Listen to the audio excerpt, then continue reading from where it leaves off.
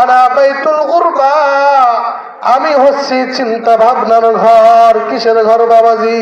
চিন্তা ভাবনার ঘর। এই বাবা তোমরা ওঠাউঠি করতেছো কেন? বসো। এই কবর ডেকে ডেকে বলতে থাকে আনা বাইতুল গুরবা, এ জমিনের মানুষ ভালো করিয়া শুনিয়া নাও, আমি কবর হচ্ছে চিন্তা ভাবনার ঘর। অতএব তুমি যখন কবরের মধ্যে আসবা একটু চিন্তা কইরা আসো। যেমন জমিনের মধ্যে আমরা কোনো কিছু করতে চাইলে চিন্তা ভাবনা করি কি না করি? কথা বলেন। করি। আজকে জমিনের মধ্যে 50 বছর কিংবা 60 বছর থাকার জন্য যদি চিন্তা করতে হয়, একটা ব্যবসা করতে যদি চিন্তা করতে হয়, যেই কবরের মধ্যে হাজার হাজার বছর থাকবো বাবা, ওই কবরের জন্য আমরা একটু চিন্তা করতে পারছি কি? পারি নাই।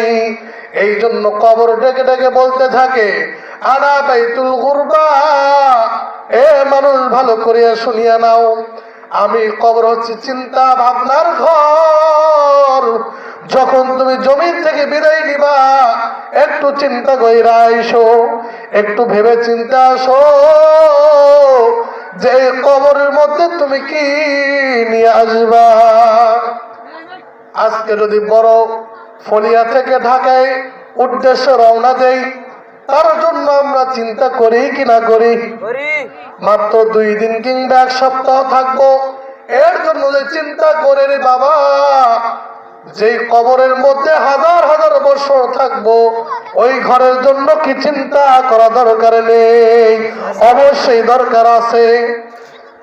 2 নম্বর ডাক কবর ডেকে ডেকে বলতে থাকে আনা বাইতুল ওয়াহদা, আমি হচ্ছি একাকিত্বর ঘর। এ দুনিয়ার মানুষ ভালো করিয়া শুনিয়া নাও, তুমি দুনিয়ার মধ্যে থাকা অবস্থায় একাকিত্ব ঘরের মধ্যে থাকতে চাও না? তোমার ভয় লাগে? কথা বলেন ঠিক কিনা? যদি ঘরটা যদি এমন জায়গায় হয় যে আশেপাশে কোনো ঘর নেই, একটা লোক শূন্য এলাকার মধ্যে আপনার শুধু একটা রুম একটা ঘর, ওই ঘরের মধ্যে থাকার জন্য আমরা চিন্তা করি কি না করি? দেখা যায় সারা রাত্র আমরা লাইট জ্বালায় রাখি, এমনকি বন্ধু বান্ধবদের কাছে ফোন করে কথা বলতে থাকি, আর বলতে থাকে বন্ধু আমার খুব ভয় লাগতেছে রে বন্ধু এই ঘরের মধ্যে থাকতে। কথা বলেন ঠিক কিনা? অথচ কবর ডেকে ডেকে বলতে থাকে আনা বাইতুল ওয়াহদা, আমি হচ্ছি একাকিত্বর ঘর। তুমি যদি একাকিত্ব দূর করতে চাও, তাহলে হায়াতের জিন্দগিতে জমিনের মধ্যে তুমি নেক আমল সঙ্গী বানাও, নামাজকে সাথী বানাও, তাহলে ওই কবরের মধ্যে তুমি বাতি পাইবা, আলো পাইবা। আর যদি জমিনের মধ্যে থাকা অবস্থায় তুমি হেলায় খেলায় দিনগুলো পার করে দাও, তাহলে ওই কবরের মধ্যে তুমি সাথী পাইবা না। ওই অন্ধকার কবরের সাথী যদি বানাইতে চাও, তাহলে আল্লাহ রব্বুল আলামিনকে বানায় নাও। যদি ওই ঘরের মালিকের সঙ্গে আপনার সম্পর্ক না থাকে, তাহলে ওই ঘরের মধ্যে বাবা কাউকে পাইবা না আপনি। যদি আজকে একটা জায়গায় যাইতে চাই, যে চাকরির দরখাস্ত জমা দেই, তাহলে ওখানে আমরা খুঁজি যে আমার কোনো বন্ধু বান্ধব আছে কিনা, পরিচিত কোনো ব্যক্তিবর্গ আছে কিনা। কথা বলেন, ভুল বললাম নাকি বাবাজি? খুঁজি আমরা। কিন্তু যেই কবরের মধ্যে আমরা যাব, যেই কবরের মধ্যে আমরা হাজার হাজার বছর থাকবো, ওই কবরের মধ্যে আমরা কি সামান নিয়েছি রে বাবা, একটু চিন্তা কইরা দেখো। এই কবর 2 নম্বরে ডেকে ডেকে বলতে থাকে আনা বাইতুল ওয়াহদা, আমি হচ্ছি একাকিত্বের ঘর।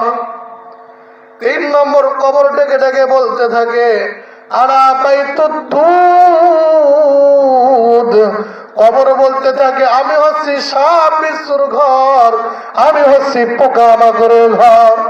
এ দুনিয়ার মানুষ যদি কবর থেকে তুমি সাপ বিচ্ছু দূর করতে চাও, তাহলে হায়াতের জিন্দেগিতে রবকে বন্ধু বানাও এবং নেক আমল করে তোমার জীবনকে সাজাও। সুবহানাল্লাহ।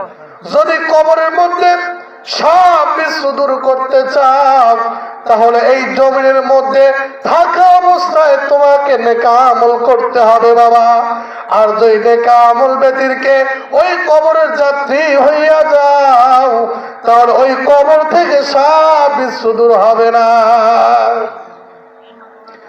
এই জন্য মুসলমান বাবাজি বন্ধুগণ, ওই কবর থেকে যদি সাপ বিচ্ছু দূর করতে চান, তাহলে অবশ্যই অবশ্যই হায়াতের জিন্দেগির মধ্যে নেক আমল করতে হবে, কিনা বলেন?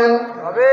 এই কবর 4 নম্বরে ডেকে ডেকে বলতে থাকে, আনা বাইতুত তুরাব। এ জমিনের মানুষ, ভালো করিয়া শুনিয়া নাও, আমি হচ্ছি মাটির ঘর, মাটির ঘর। এ বন্ধু, আজকে জমিনে থাকা অবস্থায় যদি দেখা যায় মাটির ঘর থাকে, একটু পয়সা পাতি হলে চিন্তা করি ঘরটা একটু সুন্দর করতে হবে, ইটের ঘর বানাইতে হবে, কথা বলেন ঠিক কিনা? যদি চৌকি ব্যবহার করে থাকি, টাকা পয়সার যদি মালিক হই, তাহলে চিন্তা করি চৌকির বদলে খাট আনতে হবে রুমে, কথা বলেন ঠিক কিনা? এই যে শীতের মৌসুম চলে যাচ্ছে চলে যাচ্ছে, এ বন্ধু, এই শীতের মৌসুমে দেখবেন অনেকের ল্যাপ দামি দামি কম্বল কিনে, কথা বলেন ঠিক কিনা? কিন্তু অথচ এই জমির মধ্যে মাত্র 50 কিংবা 60 বছর থাকবো। এর জন্য যদি এত চিন্তা ফিকির করি আমরা, যে কবরের মধ্যে হাজার হাজার বছর থাকবো, ওই কবরের জন্য আমরা কি চিন্তা করলাম? চিন্তা করার দরকার আছে কি নেই বাবাজি? অবশ্যই দরকার আছে। এই জন্য কবর ডেকে ডেকে বলতে থাকে, আরা বাইতুল গুরবা, আমি হচ্ছি চিন্তা ভাবনার ঘর। আরা বাইতুল ওয়াহদা, আমি হচ্ছি একাকিত্বর ঘর। আরা বাইতুত তুরাব, এ জমিনের মানুষ, আমি কবর হচ্ছি মাটির ঘর। আনা বাইতুল দুধ, আমি হচ্ছি সাপ বিচ্ছুর ঘর। এই কবরকে যদি তুই শান্তিময় বানাইতে চাও, তাহলে জমির মধ্যে থাকা অবস্থায় রবকে বন্ধু বানায় নাও। সুবহানাল্লাহ।